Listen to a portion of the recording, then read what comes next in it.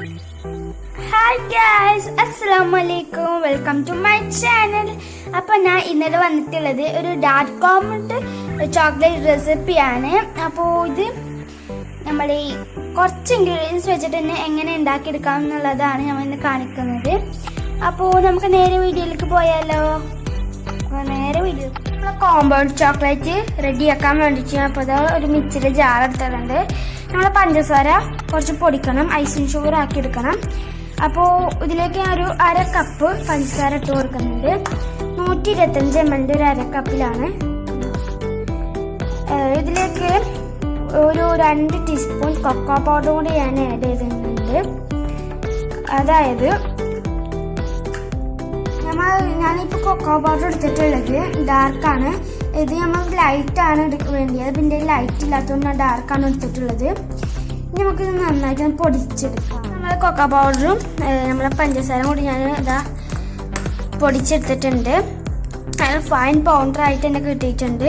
അപ്പോൾ പൊടിച്ചെടുത്തപ്പോൾ ഈ ഒരു കളറാണ് എനിക്ക് കിട്ടിയിട്ടുള്ളത്. നമുക്കിതൊരു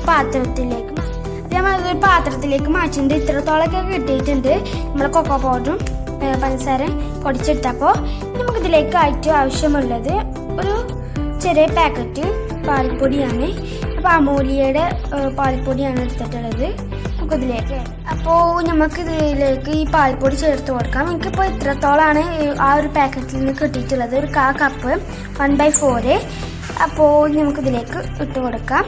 നമ്മൾ എന്ത് സാധനം ഉണ്ടാക്കുമ്പോൾ അത് കറക്റ്റ് മെഷർമെൻ്റ് ആയിരിക്കണം. എന്നാലേ ആ സാധനം കറക്റ്റായിട്ട് കിട്ടുള്ളൂ.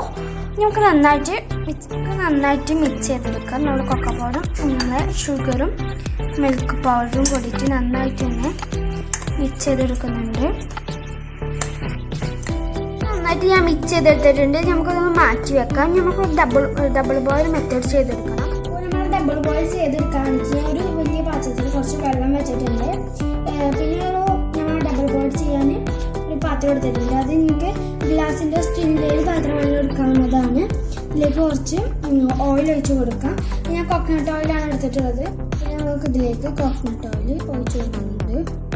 ഇത്രത്തോളം ഓയിൽ ഒഴിച്ച് കൊടുത്തിട്ടുണ്ട്. നമുക്ക് ഇതിലേക്ക് നമ്മൾ മാറ്റി വെച്ചിട്ടുള്ള ആ ഡ്രൈ ഇൻഗ്രീഡിയൻസ് ഇല്ലേ, അത് ഇതിലേക്ക് ഇട്ട് കൊടുക്കാം. ഒരു ഓയിൽ കുറച്ചൊന്ന് ചൂടാണ്, എന്നിട്ട് ഇട്ട് കൊടുക്കാൻ പാടുള്ളൂ. അപ്പോൾ നമ്മൾ ഓയിൽ ചെറുതായിട്ട് ചൂടായിട്ടുണ്ട്. ഞാൻ ലോ ഫ്ലെയിമിൽ ഇട്ടിട്ടാണ് ചെയ്തിരിക്കുന്നത്. നമുക്കിതിലേക്ക് നമ്മൾ ഡ്രൈ ഇൻഗ്രീഡിയൻസ് കുറച്ചേച്ച് വെച്ചിട്ട് മിക്സ് ചെയ്തിരിക്കും. കുറച്ചേച്ച് ഇടണം, അല്ലെങ്കിൽ കട്ട കുത്തി പോകാൻ ചാൻസ് ഉണ്ട്. ഇട്ടപ്പോൾ തന്നെ മിക്സ് ചെയ്യണം, അല്ലെങ്കിൽ നന്നായിട്ടൊരു കട്ടി കുത്തി പോകും. നമുക്ക് നന്നായിട്ട് തന്നെ മിക്സ് ചെയ്തെടുക്കാം.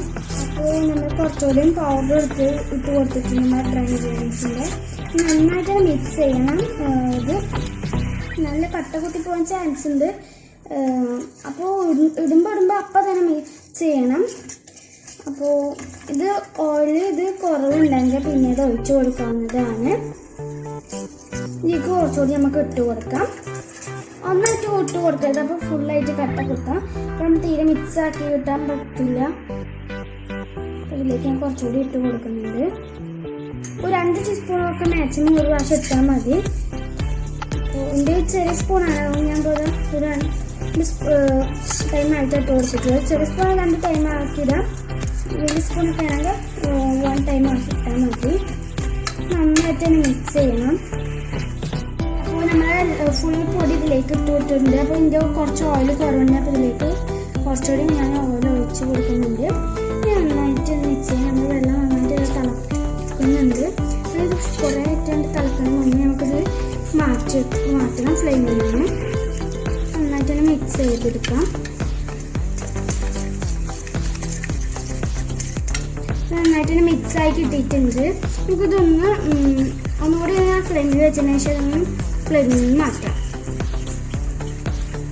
അപ്പോൾ ഇതിലേക്ക് ഒരു ഇൻഗ്രീഡിയൻ്റ് കൂടി ഉണ്ട്, വാനില എസൻസ്. നമ്മൾ ഓയിലിൻ്റെ മണം വരാണ്ടിരിക്കാനാണ് ഈ വാനില എസൻസ് ആഡ് ചെയ്യുന്നത്. അപ്പോൾ വാനില എസൻസിൻ്റെ ബോട്ടിലിൻ്റെ ഒരു ക്യാപ്പ് നിറച്ചെടുത്തിട്ടില്ല, അതിൽ കുറച്ചൊക്കെ എടുത്തിട്ടുള്ളത്. നന്നായിട്ട് തന്നെ മിക്സ് ചെയ്യാം. വെള്ളം നന്നായിട്ട് തിളക്കുന്നുണ്ട്. നമുക്കിത് ഫ്ലെയിമിൽ നിന്ന് മാറ്റാം.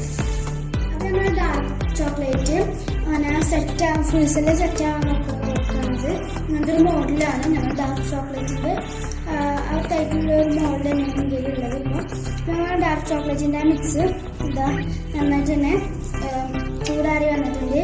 നമുക്ക് ഇതിലേക്ക് ഒന്ന് ഒഴിച്ചു കൊടുക്കാം. ആ ഡാർക്ക് ചോക്ലേറ്റിൻ്റെ ഒരു ഷേപ്പിലാണ് ഇപ്പോൾ കിട്ടുന്നത്. ഇതിലേക്ക് ഫുള്ളായിട്ട് ഒഴിച്ചു കൊടുക്കാം.